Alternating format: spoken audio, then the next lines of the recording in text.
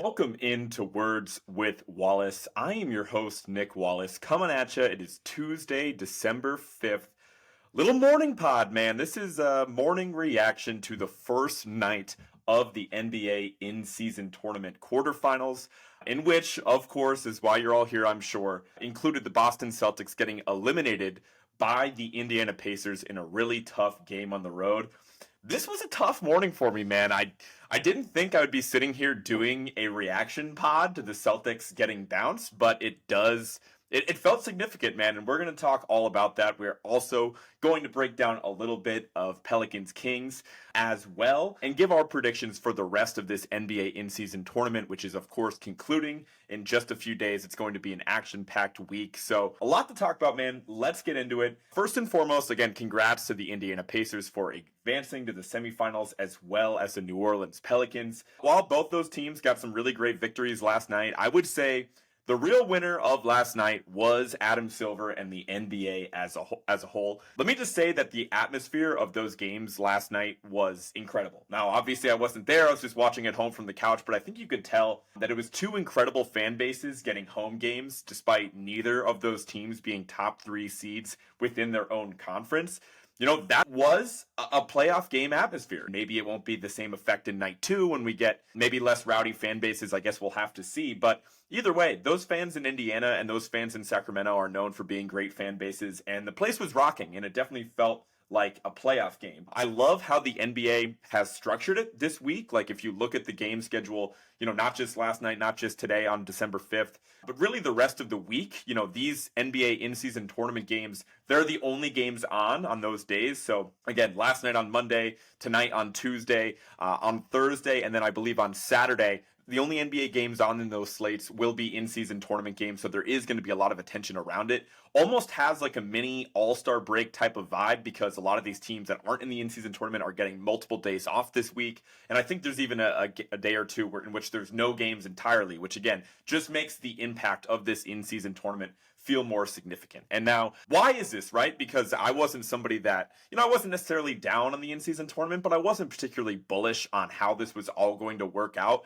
And what I missed the mark on, and what many other people in NBA media have missed the mark on, was I think on the impact of what that $500,000 to all the winning players represented, right? Obviously, $500,000 is life-changing money for somebody like myself and probably many people listening to this podcast. But for NBA players, the general consensus before this in-season tournament started was like, hey, these guys are making $20 million, $30 million, 40, 50, even $60 million annually. So why are they motivated by just an extra $500,000 in their paycheck? Because A, that's still significant money, but B, you know, there's a lot of guys on these NBA teams, right? Like, an NBA is obviously, and basketball as a whole, it's a star-driven sport, right? We think about LeBron, we think about KD, we think about the headliners on all of these teams, but what we're not thinking about are the guys, you know, 5 through 13 on a roster that maybe are only making, I say only, but making $1 million a year, $2 million a year, $4, $5, $6 million a year. Even for them, you know, $500,000 is significant, right? Like,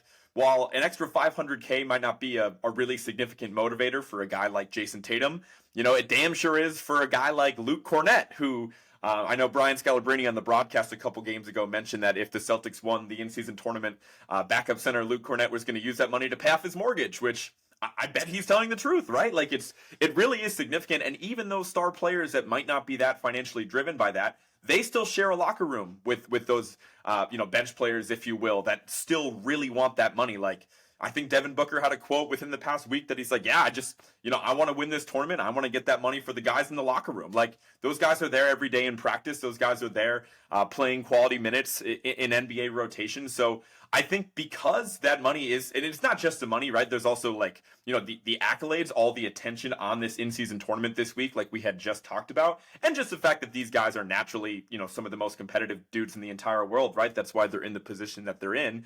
You know, all that combined with the financial impact of that $500,000 for every winning player, that is why the players care. And now we are seeing that in full display with the NBA in-season tournament quarterfinals taking place last night.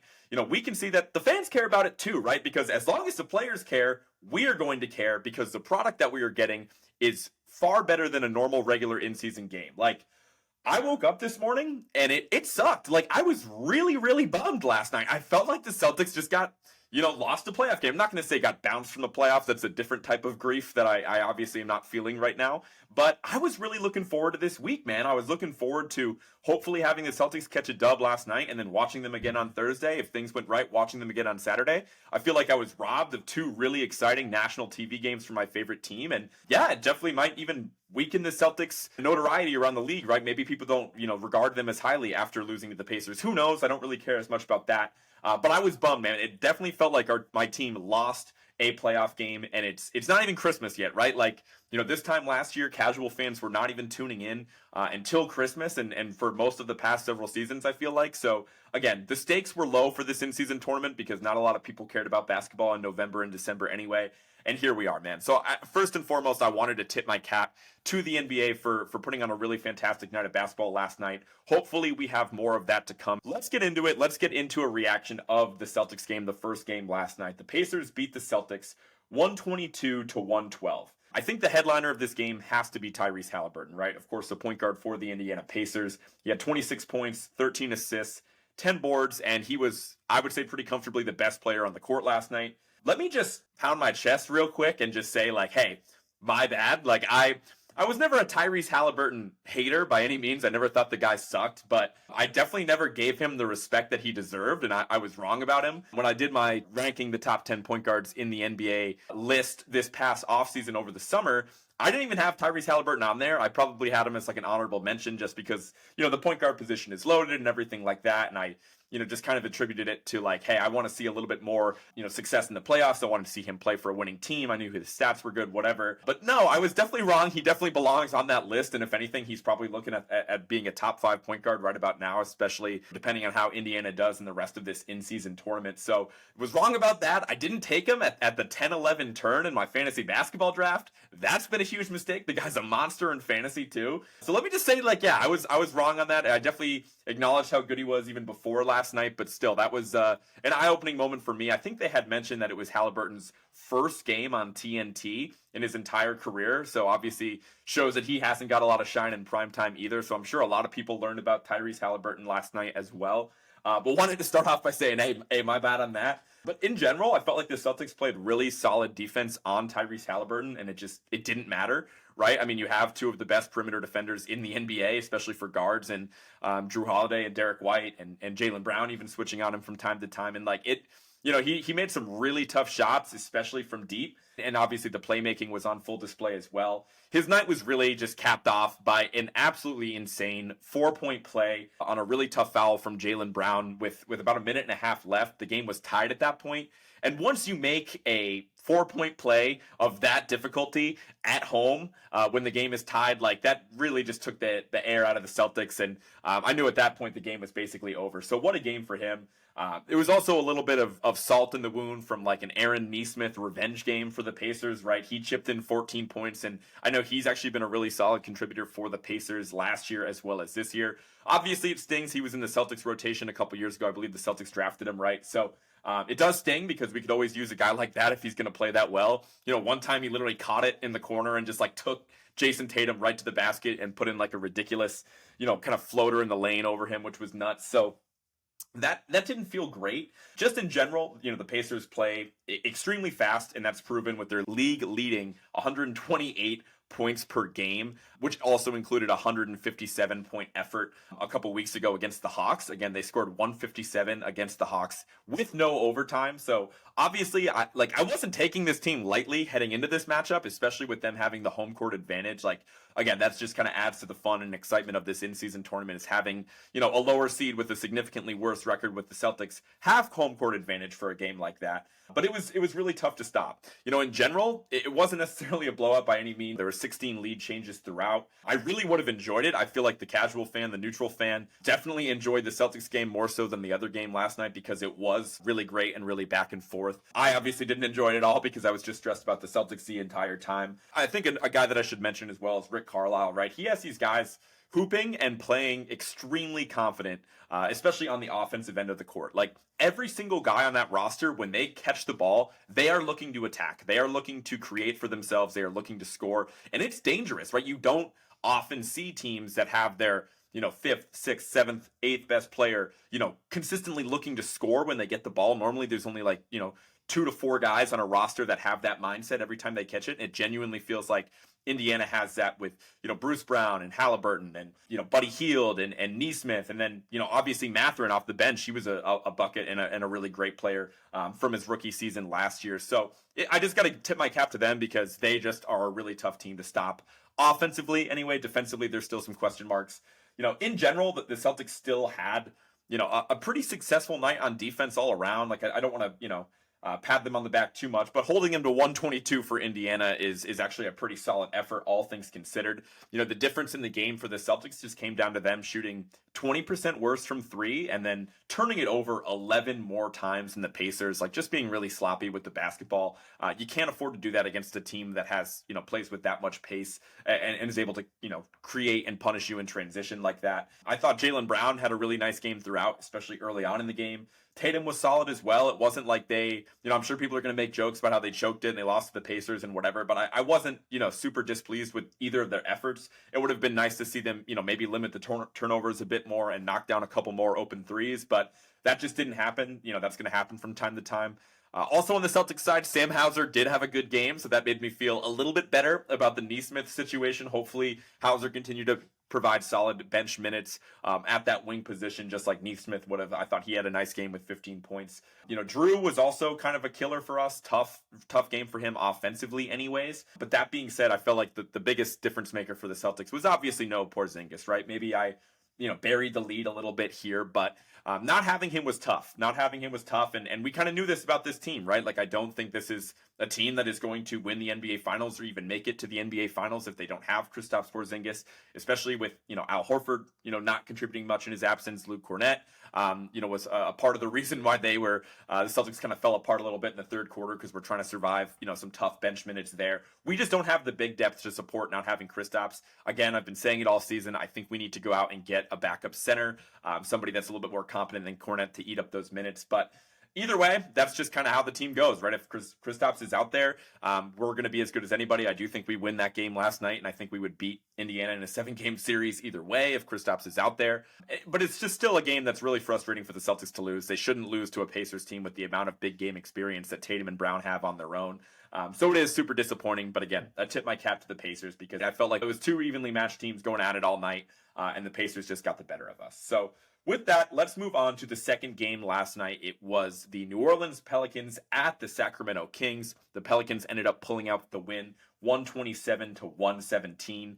The Kings came out the gate firing, man. Again, that atmosphere in Sacramento was on full display in the first quarter. I think they had like double their score at like 30-15 at some point early on in that first quarter. But after that first, the Pelicans had a strong close to that first quarter, and then it was basically all Pelicans the rest of the way. It was a really nice game from Brandon Ingram. He was definitely the star of this game. 30 points, 8 boards, 6 assists on a night where Zion really couldn't get it going. Zion only had 10 points, 4 turnovers, and didn't even attempt any free throws. So, the Kings did a pretty good job of slowing down Zion on that end. It was really just a nice reminder for the Pelicans that, like, hey, they are a super tough team to beat when they have everybody healthy. I know that that's a big caveat, and I've been saying for a very long time that the Pelicans have a lot of dudes on that roster. It's almost to their detriment. They have a ton of guys, and they just had the added boost of getting back CJ McCollum from a long absence. Trey Murphy, that was only his second game of the entire season last night. I believe Jose Alvarado, he always seems to be out. I feel like they just got him back recently. But I think this Pelicans roster really makes sense when everybody's out there, right? Like, CJ McCollum is still a bucket no matter how many times people put him in trade rumors, right? And sadly, that might be the case even moving forward the rest of the season. We'll talk about that in a little bit. Obviously, I love Trey Murphy. He was one of my guys heading into the season, and massive game from Herb Jones. He chipped in like 23 points. He was a monster on both ends of the court. They just have a lot of different guys that they can throw at you, especially at the wing position there. A DNP on the Pelicans side of things from rookie Jordan Hawkins. That's actually super surprising with how well he's been playing lately. I know I just mentioned them getting a lot of guys back, so somebody has to, get the short end of that stick and resort to playing a little bit less anyways. But I just felt like Jordan Hawkins, with how good he's looked as a rookie, definitely deserves to be out there. So that's really the only thing that makes me think the Pelicans might actually make a move at some point, because again, there is no business with how good Jordan Hawkins has been, having him get a DNP. Again, maybe it's because it's a playoff type atmosphere and the Pelicans were taking it really seriously, but again, they just have a lot of guys.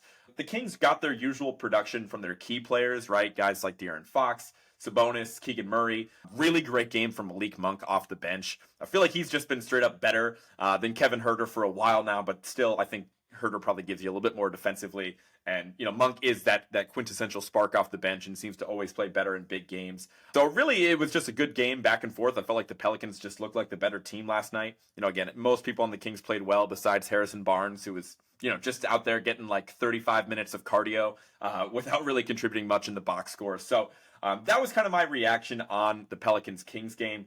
But with there being a significant amount of this in-season tournament left, obviously anything can happen, right? I want to preface this by saying this is one game, right? This is the March Madness of the NBA. It is not a 7-game series where the better team is going to win more times than not. Who really knows what's going to happen in this in-season tournament? But in the interest of it being, December basketball that we all really care about, I did want to go through and give you my predictions for the rest of this in-season tournament.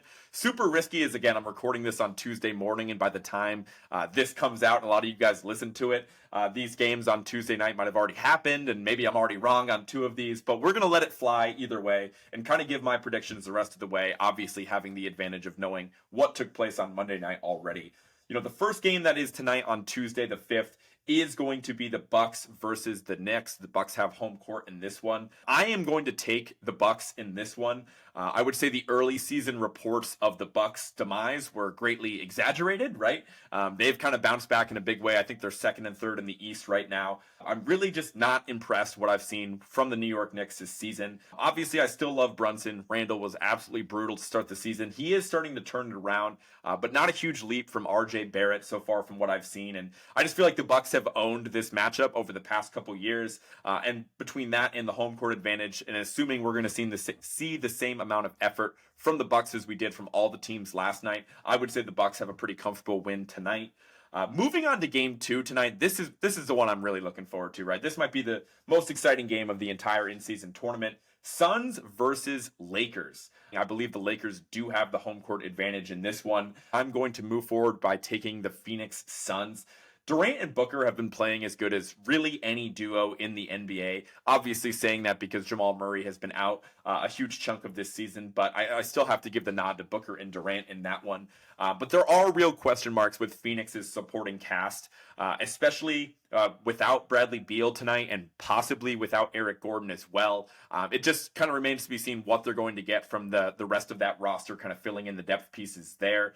The Lakers have kind of been a similar story, to be honest with you. Obviously, they improved their roster pretty significantly over the offseason. But that being said, they've still relied on LeBron James and Anthony Davis a lot more than you would want to. Will we get the good or bad version of Anthony Davis on offense? That also kind of remains to be seen. We know we're going to get that elite defensive presence from AD either way. So I'm just going to kind of ride with the duo I feel better about right now, and that is Booker and Durant. So that's what I'm going to do for my pick with the second game tonight. Moving on to the semifinals on Thursday, obviously assuming both of my picks on the Tuesday games are correct, we have the Bucks versus the Pacers. Just as a reminder, these semifinal games taking place on Thursday are going to be in Las Vegas. Bucks versus Pacers, I think this is where some of the magic for the Pacers falls off. I am going to pick the Bucks in this one. Obviously, I think that it's going to be a huge test for the Bucks, right? This is not going to be an easy win. Same way I felt about it for the Celtics. The Pacers can put up points on everybody, and I would say that Milwaukee's defense has been much more vulnerable than Boston's this season. They obviously don't have the elite defensive presence in Drew Holiday anymore. They also don't have another guy like Derek White, who the Celtics had the luxury of being able to throw at Halliburton for stretches last night as well. So who knows? I could see the Pacers running away with it, but I just think that Giannis kind of asserts his will on this one. The Pacers aren't able to come up with enough key stops to beat the Bucks. So I'm going to pick the Bucks on Thursday. Moving on to the next matchup in the semifinals, this would be Pelicans versus Suns. I'm actually going to take the Pelicans in this one, man. If you guys remember, I feel like the Pelicans and the Suns met, what's that, 2 years ago in the playoffs. I just feel like the Pelicans always play the Suns really close, and I think it's genuinely a terrible matchup for Phoenix against this current Pelicans team. Like I just mentioned, the supporting cast for Phoenix is questionable at best. And so when you mix in that combined with the amount of wing depth and impressive defenders that the Pelicans are going to be able to throw at guys like Devin Booker, at guys like Kevin Durant, I just like the Pelicans in this matchup, man. On a neutral court, one game, anything can happen. I'm going to roll with the Pels. And that would ultimately lead us to the championship on Saturday. In this scenario, if all my picks hit, I will have Bucks versus Pelicans.